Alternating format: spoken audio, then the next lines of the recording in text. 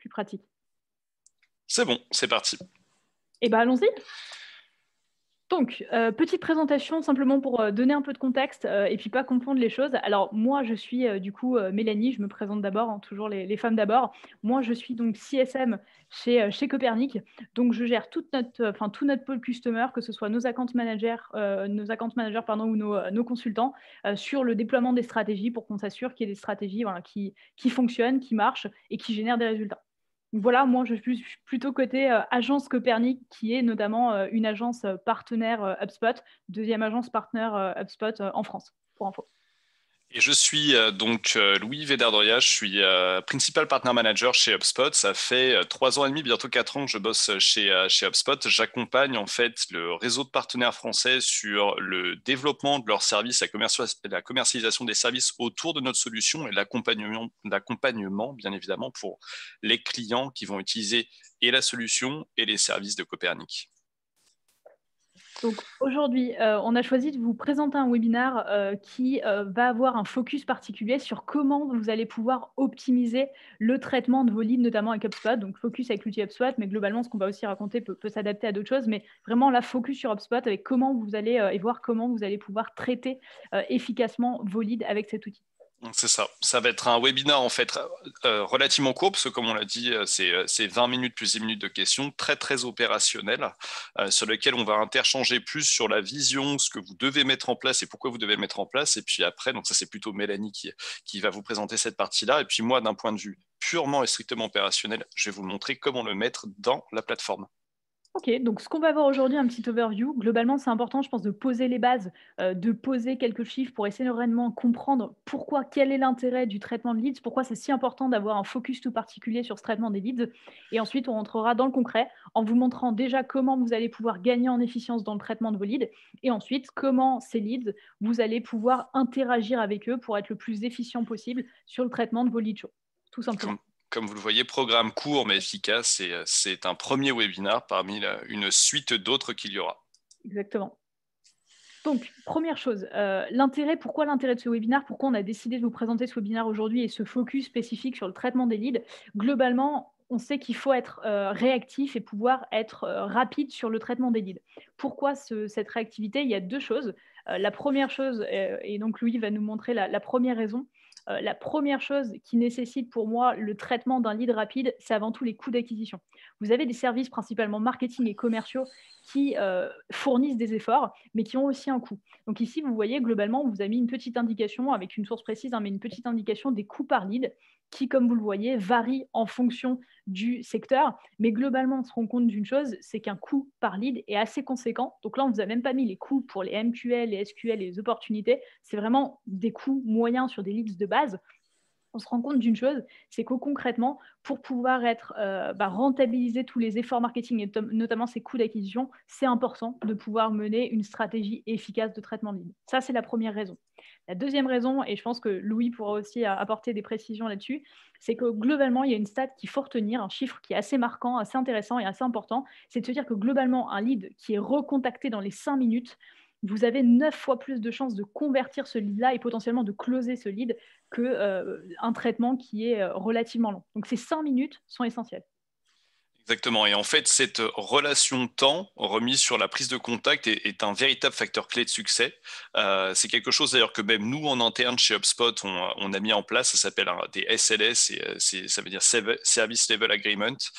C'est un temps de réponse minimum pour pouvoir traiter au mieux la demande et pour pouvoir surtout mieux convertir la demande, sachant même que si on veut aller jusqu'au bout de la chose, même chez HubSpot, on a mis en place ce que nous on appelle une rotation, c'est-à-dire que si la demande n'est pas prise en compte, en fait, elle va être transférée à différents commerciaux jusqu'à ce que cette demande soit donc effectuée le plus rapidement possible.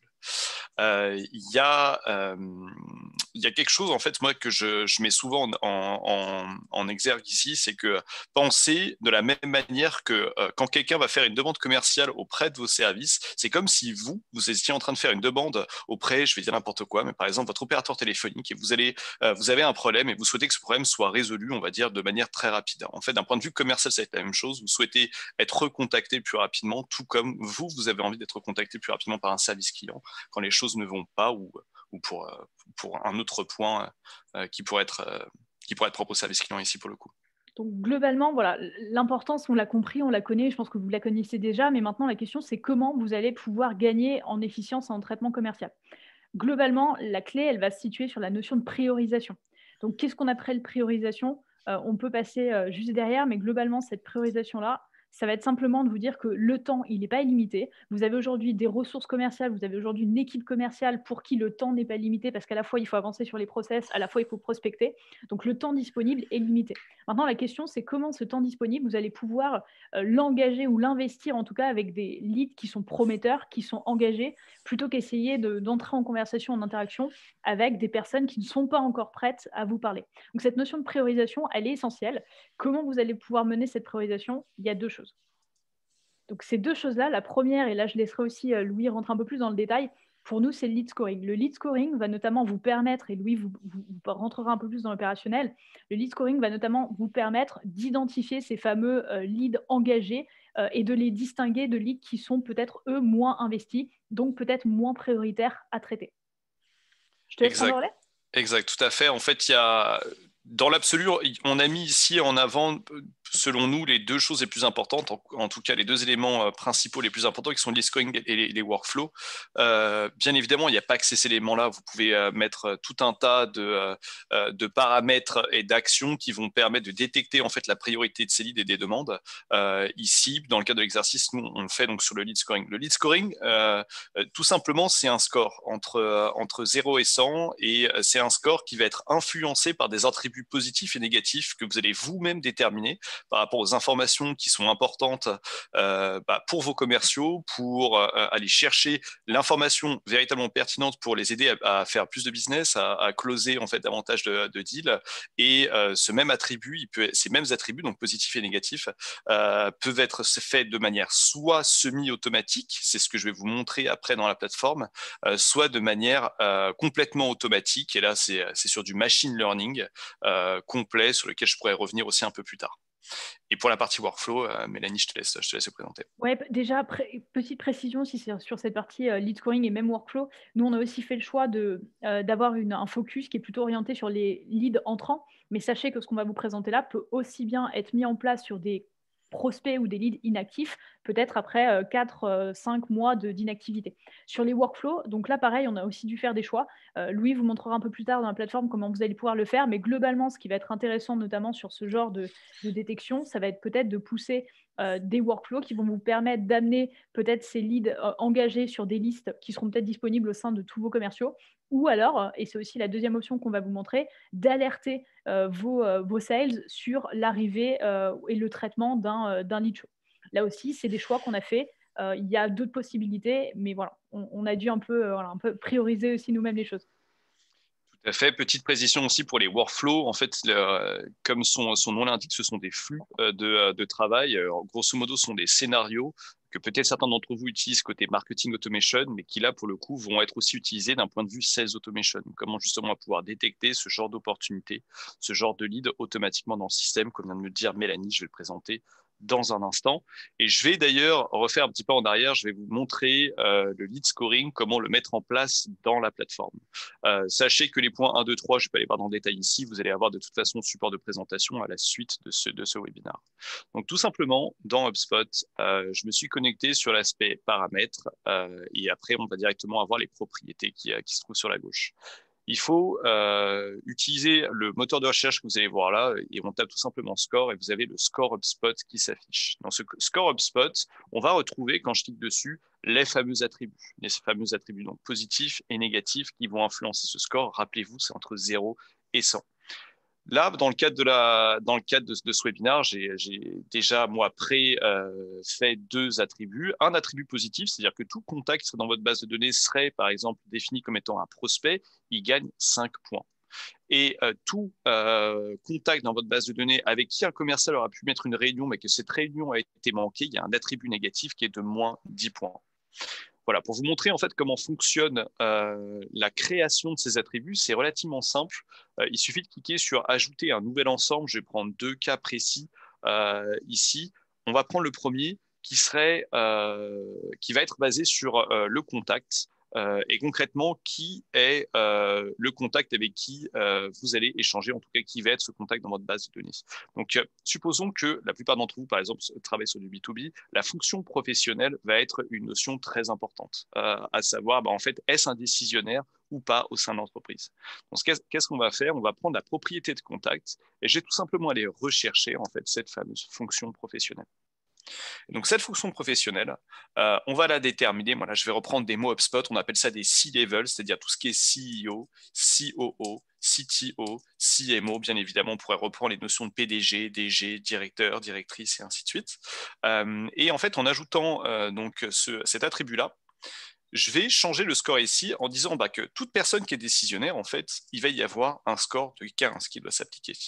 Donc maintenant, je viens de créer ce filtre de manière qui va s'appliquer de manière automatique sur toute votre base de données, qui est donc toute personne qui va être un C-level, donc un décisionnaire, va prendre un score de 15, qui plus est, si c'est un prospect, va prendre un score de 5, et s'il a manqué une réunion, son score baissera de moins 10.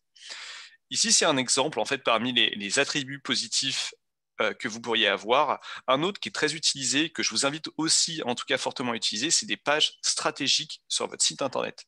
Ces pages stratégiques, moi j'en ai pris une juste pour le cas de l'exercice, qui en l'occurrence ici serait la page contact de Copernic. Dès que quelqu'un qui est dans la base de données de Copernic et va cliquer sur Contactez-nous, même s'il n'a pas forcément rempli, on va dire, le formulaire, on va considérer par exemple que cette page-là, dont je viens de copier l'URL, va être une page clé. Chez HubSpot, en l'occurrence, ces pages clés sont les pages de prix pour vous donner un peu, ou les pages produits pour vous donner un peu des mises en perspective, comment nous on l'utilise. Mais donc alors, je viens de recliquer sur Ajouter un nouvel ensemble. Et si je descends, je vais tout simplement aller chercher le filtre qui est en fait la page vue. Et donc, je vais aller sélectionner cette fameuse page vue. Donc, je vais coller la page vue, la page contact de Copernic que je viens de sélectionner. Et puis là, pareil, on va pouvoir changer donc l'attribut de ce score. Et je vais dire, ici, en fait, ça va prendre 20 points. Et donc, petit à petit, c'est de cette manière-là que vous allez pouvoir créer vos propres scores, vos propres attributs qui vont générer un score total, comme je disais tout à l'heure, compris entre 0 et 100. Et c'est issu de ces scores que concrètement, vous allez soit pouvoir lister d'un point de vue purement commercial dans votre base de données pour faire des actions de prospection. En l'occurrence, Mélanie vous a parlé des workflows juste avant. Je vais vous présenter justement comment est-ce qu'on pourrait les utiliser dans un workflow commercial. Donc ici, ces fameux workflows, cette fameuse scénarisation qui est dans HubSpot, je l'ai appelé tout simplement action prioritaire parce qu'on vient de détecter un lead show dans la base de données. Et donc le déclencheur de ce workflow, en fait, c'est cette base 50, c'est-à-dire que le score HubSpot a atteint 50. Le lead scoring a atteint 50.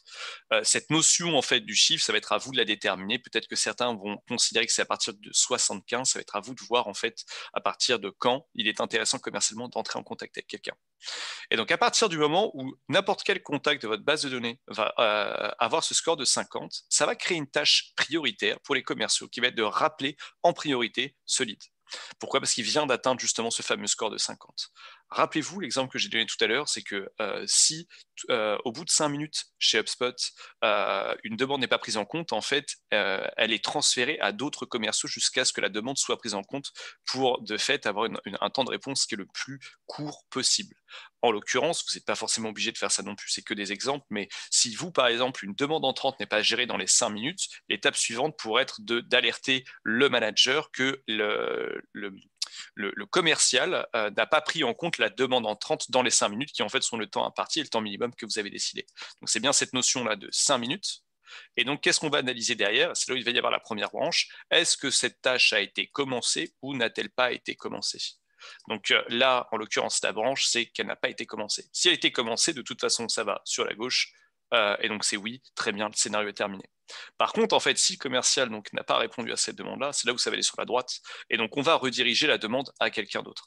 Et pareil, derrière, on va de nouveau attendre 5 minutes. Si cette demande n'est pas encore traitée, on continue le scénario et on va la transférer à quelqu'un d'autre. Jusqu'à un certain moment donné, peut-être que un N+1, un N+2 puisse recevoir des alertes du type, en fait, ça fait plus de 25 minutes qu'une personne attend, alors qu'une demande est prioritaire. Donc, c'est un des exemples, parmi les très nombreux exemples que vous pouvez avoir sur des workflows. Je dis souvent en fait que ce type de workflow-là, avant de les construire dans HubSpot, posez-les sur papier, c'est important, c'est comme le lead scoring.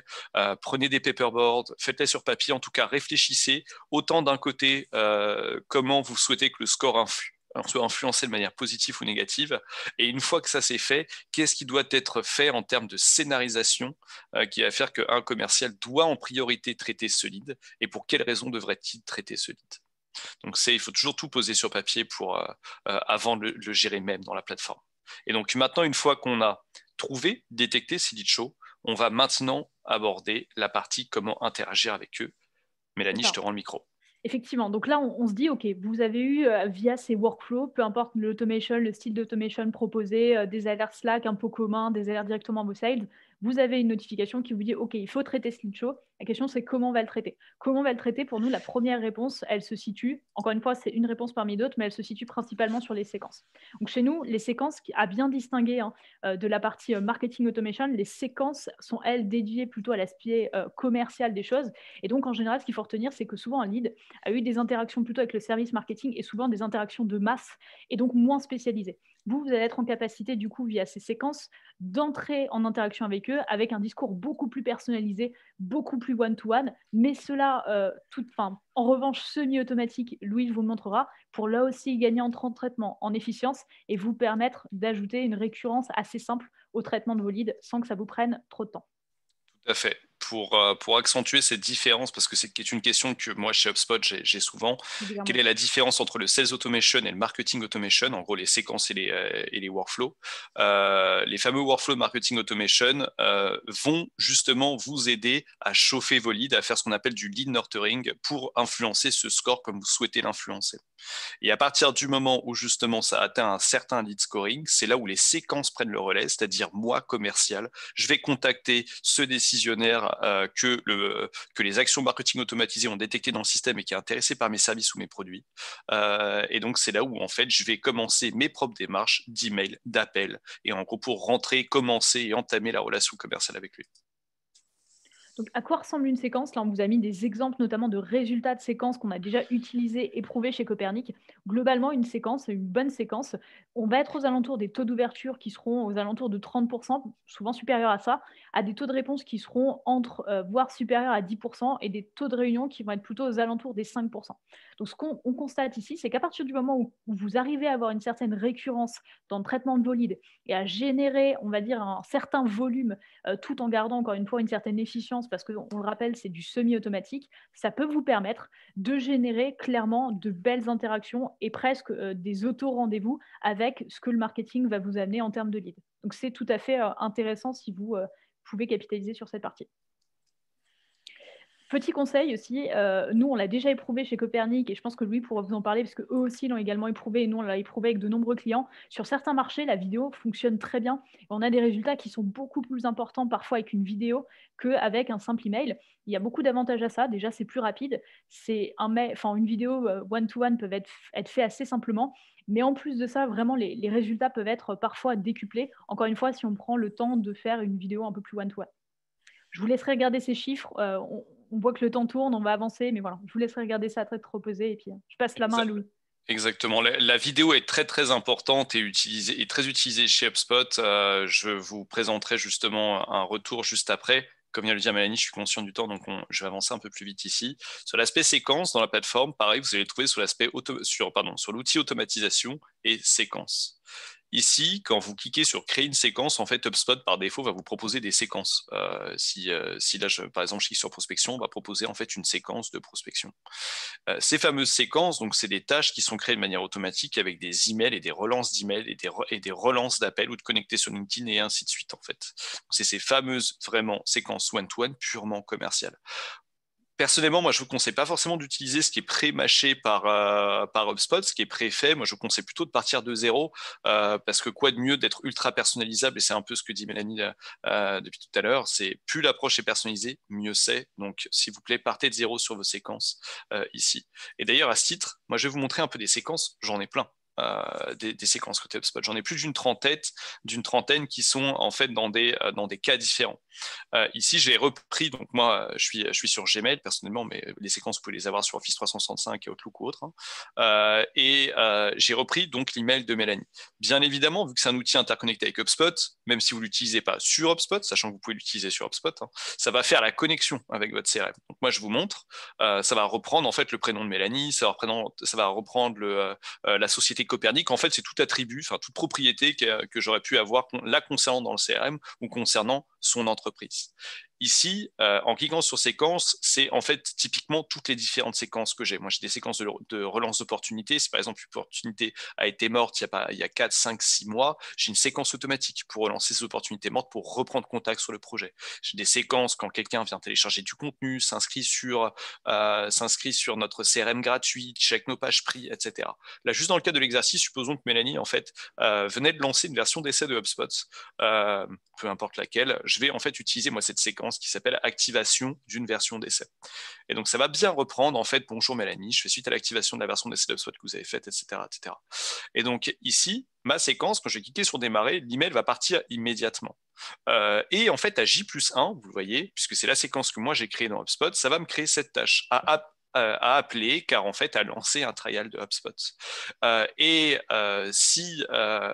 Donc je vais l'avoir dans mon système de tâches, donc je vais pouvoir laisser un message vocal à Mélanie ou je vais réussir à l'appeler, par exemple. Et en fait, si je n'y arrive pas, en fait, la séquence va continuer. J'ai les emails 1, 2, 3, 4, 5, j'ai toutes mes emails de relance, en fait, qui sont ici.